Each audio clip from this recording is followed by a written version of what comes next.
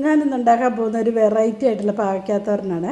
ഇങ്ങനെ പാവയ്ക്കാത്തോരൻ വെച്ചാൽ നിങ്ങൾക്ക് എപ്പോഴും പാവയ്ക്കാത്തോരൻ വെച്ചിട്ട് ചോറിന് കൂട്ടാൻ തോന്നും. നമ്മൾ ഉച്ചയ്ക്ക് ചോറും മോരുകറിയും പാവയ്ക്കാത്തോരനും ഒരു മീൻ വറുത്തതും ഒക്കെ ഉണ്ടെങ്കിൽ നല്ല അടിപൊളിയായിട്ട് ചോറിനാൻ പറ്റും. അപ്പോൾ നിങ്ങളൊന്ന് ട്രൈ ചെയ്ത് നോക്കണേ. പിന്നെ പാവയ്ക്കാത്തോരന് ആവശ്യമായത് നല്ല ഒരു മീഡിയം സൈസ് പാവയ്ക്ക, ഒരു ഫുള്ള് സബോള, ഒരു മീഡിയം സൈസ് ടു ലാർജ് കുഴപ്പമില്ല, പിന്നെ ചെറിയ കഷ്ണം ഇഞ്ചി, നല്ല എരിവുള്ള പച്ചമുളക്, കുറച്ച് വിനാഗിരി, പിന്നെ ഒരു കപ്പ് തേങ്ങ. ഇത്രയാണ് തോരന് ആവശ്യമായത്. ഇനി നമുക്ക് നോക്കാം ഇതെങ്ങനെയാണ് ഉണ്ടാക്കണമെന്ന്. അതിന് വേണ്ടിയിട്ട് ഞാനൊരു പാൻ അടുപ്പ് വെച്ചിട്ടുണ്ട്. അതിനകത്തേക്ക് കുറച്ച് ഒരു 1.5 ടേബിൾ സ്പൂൺ വെളിച്ചെണ്ണ ഒഴിക്കുക. വെളിച്ചെണ്ണ കുറവ് ഉള്ളവർക്കാണെങ്കിൽ ഒരു 1 ടേബിൾ സ്പൂൺ മതി.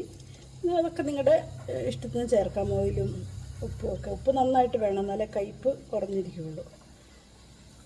ഞാനൊരു 1 ടേബിൾ സ്പൂൺ വെളിച്ചെണ്ണ ഒഴിച്ചാൽ നല്ല ആട്ടിയ വെളിച്ചെണ്ണയാണ്. ഇനി അത് ചൂടായി വരുമ്പോഴത്തേക്ക് നമുക്ക് കടുകിടാം. ഇപ്പോൾ എണ്ണ ചൂടായിട്ടുണ്ട്, നമുക്ക് കടുക് ഇട്ട് കൊടുക്കാം.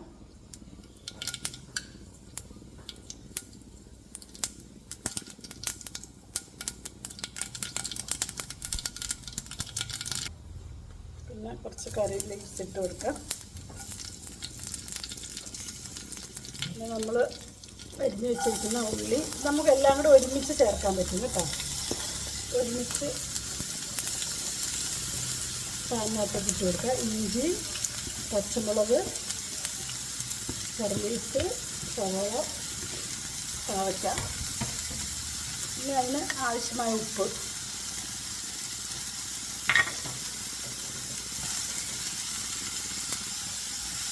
ഇളക്കി കൊടുക്കാം നന്നായിട്ട്.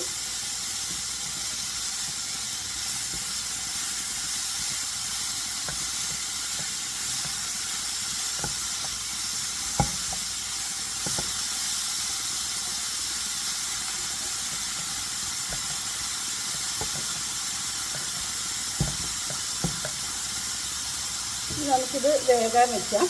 സ്ലോ ഫയറിൽ വയ്ക്കുന്ന, ഫയർ കുറയ്ക്കുക. എന്നിട്ട് തേങ്ങ അതിൻ്റെ മുകളിലിട്ട് കൊടുക്കുക. ഒരു കപ്പ് തേങ്ങയുണ്ട്.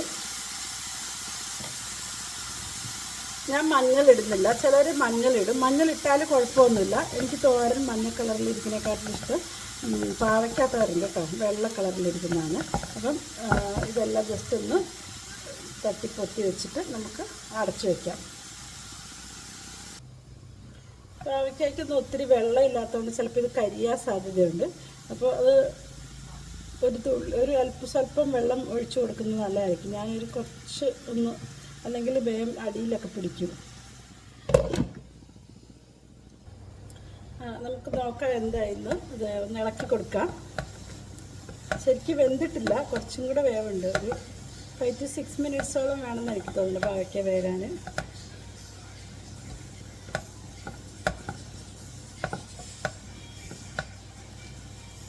ഞാൻ വെറൈറ്റി എന്ന് ഉദ്ദേശിച്ചത് എനിക്ക് തോന്നുന്നില്ല, ഞാൻ പലരുമായിട്ട് പരിചയപ്പെട്ട് ചോദിച്ചപ്പോഴൊന്നും അവരൊന്നും ഇഞ്ചി ഇടാറില്ല തോരനകത്ത്, പിന്നെ വിനാഗിരി ആഡ് ചെയ്യാറില്ല. അപ്പോൾ അതൊക്കെ ഒരു ഡിഫറെൻ്റായിട്ട് ഞങ്ങൾ വെക്കുന്നത് കേട്ടോ. ഞങ്ങളുടെ സൈഡിലേക്കൊക്കെ വെക്കുന്നത് അങ്ങനെയാണ്.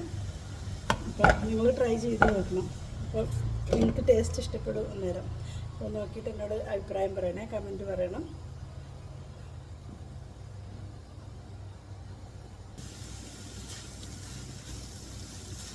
ഇത് നമ്മുടെ തോരൻ ഓൾമോസ്റ്റ് ആയിട്ടുണ്ട്. ഇത് വെന്തിട്ടുണ്ട്. ഞാൻ നോക്കി വെന്തോന്ന്. വെന്തിട്ടുണ്ട്. ഇപ്പം നല്ല ഇഞ്ചിയുടെയൊക്കെ മണം വരുന്നുണ്ട്. ഇഞ്ചിയുടെയും കരിവേപ്പിലയുടെയൊക്കെ എനിക്ക് ചോറുണ്ണാൻ തോന്നും ഇപ്പം തന്നെ. ഇനി നമുക്ക് അതിൻ്റെ ലാസ്റ്റ് ഒരു ഇൻഗ്രീഡിയൻസ് ചേർക്കാനുണ്ട്. അതും കൂടെ ചേർത്താൽ നമ്മുടെ തോരൻ റെഡിയാണ്. ഒരു സ്വല്പം വിനാഗിരി, ഒത്തിരി വേണ്ട. 1 ടീസ്പൂൺ ഫുള്ള് വേണ്ട, ഒരു 1/2 ടീസ്പൂൺ ആയാലും മതി. ചെറിയൊരു പുളി ഉണ്ടെങ്കിൽ ഈ കയ്പിനെ കുറച്ച് ഒന്ന് കുറയ്ക്കാൻ പറ്റും.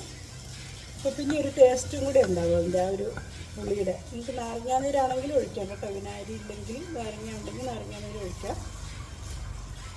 അപ്പോൾ ഉപ്പ് അതനുസരിച്ച് അഡ്ജസ്റ്റ് ചെയ്യണം, നിങ്ങളുടെ ഓരോരുത്തരുടെ ഇഷ്ടം പോലെ. തേങ്ങയും സവാളയൊക്കെ നന്നായിട്ടുണ്ടെങ്കിൽ നല്ല ടേസ്റ്റാണ്. അപ്പോൾ ഇന്നത്തെ തോരൻ റെഡിയായി, ഫിനിഷായി, നന്നായിട്ട് വെന്തിട്ടുണ്ട്. ഞാൻ കഴിച്ചൊക്കെ നോക്കി, നല്ല ടേസ്റ്റ് ഉണ്ട്. ഞാൻ സ്ഥിരം ഉണ്ടാക്കണതാണ്. അതുകൊണ്ട് ഇപ്പോൾ നിങ്ങൾക്ക് ഈ വീഡിയോ ഇഷ്ടപ്പെട്ടെങ്കിൽ ലൈക്ക് ചെയ്യുക, ഷെയർ ചെയ്യുക, എൻ്റെ ചാനൽ സബ്സ്ക്രൈബ് ചെയ്യാൻ മറക്കരുത്. അപ്പം മറ്റൊരു വീഡിയോയുമായി ഉടനെ കാണുന്നത് വരെ ബൈ.